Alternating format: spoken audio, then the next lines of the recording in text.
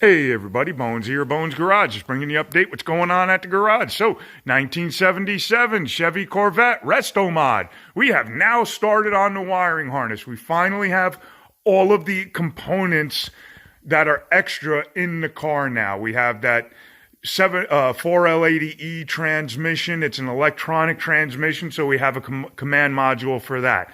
We have a command module for parts on the motor. We also have command modules for the air conditioning that we have to hook up. We have electric heated seats we have to hook up. So the original wire harness would not work in this car. Plus, we also have front and rear cameras on this car.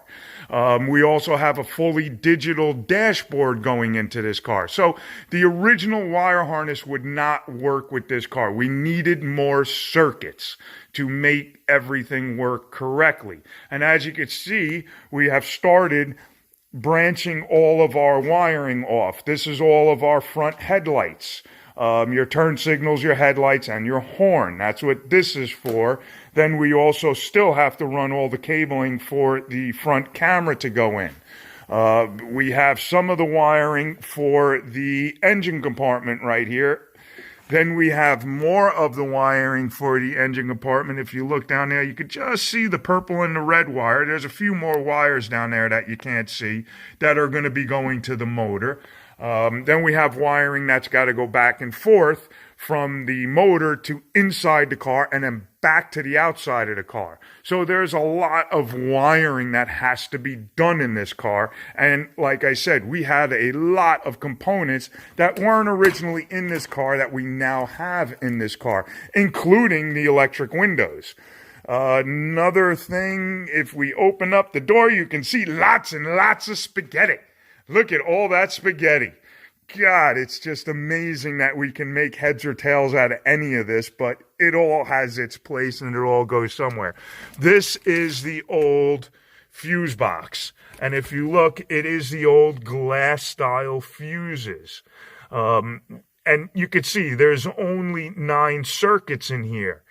That is all we have, and that's not enough to run everything. You pretty much need a circuit for everything. And there is our new fuse block. And you can see that has a ton of circuits. It has 20, I believe it's 20 circuits in there. So we have plenty of circuits to run all the stuff we need to run. Because like I was saying, here's one of the controls, here's another controller, there's another controller, then we have other controllers for the AC system. Back here we have all of the stereo stuff that's in there. Then we have the heated electric seats right over here. So there's a lot of stuff that has to be run by the electrical system. And if you don't have a good electrical system, you might as well put a match to the car, because that's what the old one's going to do. And again, this is a harness from 1977. All of these wires are hard and brittle. And if you start moving them around, they start cracking. So it's just better to put the newer circuits in there, the newer harness in there. It's easier. You can connect everything up. The biggest problem is 77 was a year in itself for Corvettes. There's nothing else. It goes from 76 forward to 78 back. 77 is a standalone year. So a lot of stuff from the 76 will not work in the 77, nor will it work in the 78. So we ended up having to get a 76 harness that we're going to adapt to work into the 77 car. It's a little bit more work, but it's so worth it to have those extra circuits to run everything. Plus, we have something really nice, which is a mega fuse setup. We get rid of the fusible links. And now all a fusible link is a wire that at a certain amperage heats up and blows off. In other words, the wire actually melts and stops the short in the circuit. So this way your car doesn't catch on fire. Well, then you had to go underneath the car. It's hooked up to the starter. So getting under there, getting the wire changed out, blah, blah, blah. It's a lot of work. We now have mega fuses that we're using instead of the fusible links. This is really nice. We'll put this right on the engine compartment, right in the engine compartment, and we're probably going to mount that one right over here.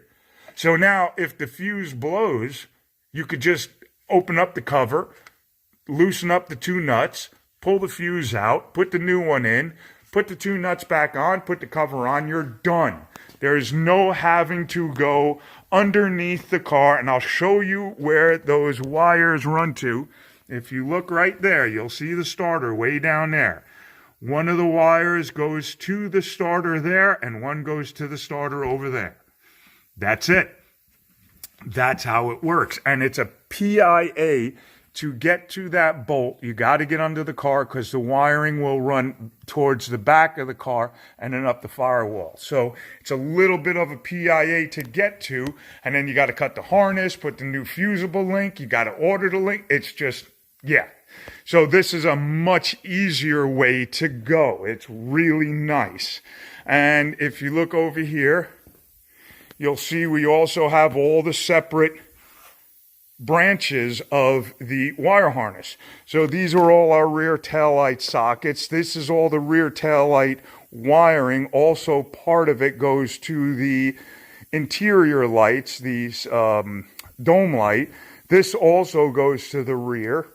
Then we have some of the updates for those. Then here you can see there's all our fuses, our turn signals, our horn relay, all that kind of stuff. I'm not 100% sure what this one was for, but that's another circuit. Then all the other circuits, your dash harness, your cluster, this is lighting right here, courtesy lights right here. Then we also have all of our split loom to go over the wiring. And if you look back there, you'll see there's a bunch more split loom right there. And then some more back down over there. And then there's some more under the bench over there. So we have plenty of split loom around. Then we have all our tools to make all of our connections.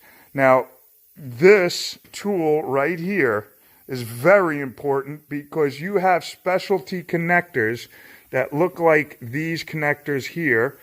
Where are they? Let's get those connectors. I believe I have some right here. See these connectors? These are specialty connectors. And if you look, you'll see you can't just use a regular crimping tool. You have to use a special crimping tool.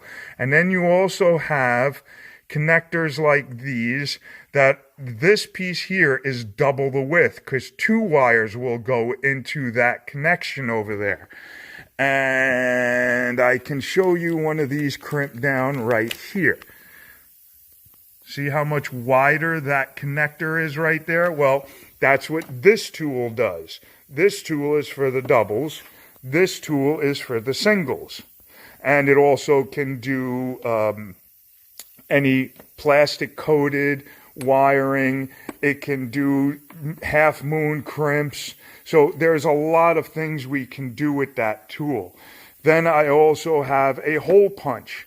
So when we have to run a grommet, so let's say this grommet right here has a wire that has to go through it. It's a solid grommet. It doesn't have a hole in the middle. That's what this punch does. And then you slide your wires through, and it makes for a nice tight fit in the grommet. Keeps the water out, keeps any cold breezes out. So it really makes a big difference when you do the wiring correctly. Wiring is the heart. It's the nervous system of your car.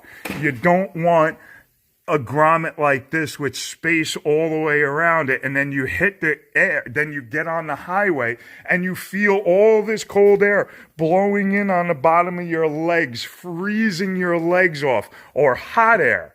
on a really hot day. That's no fun either. So yeah, a lot going on with this car. So we're getting started on getting all the wiring into this car. I'm really looking forward to getting all of this stuff into this package. It's a lot of work, but once you're done, it's really nice. Everything works the way it's supposed to. You push the button, the component goes on or it goes off. That's what it's supposed to do. So there you go, guys. There's what's going on with the Corvette. I'll talk to you real soon. Have fun. Okay, bye.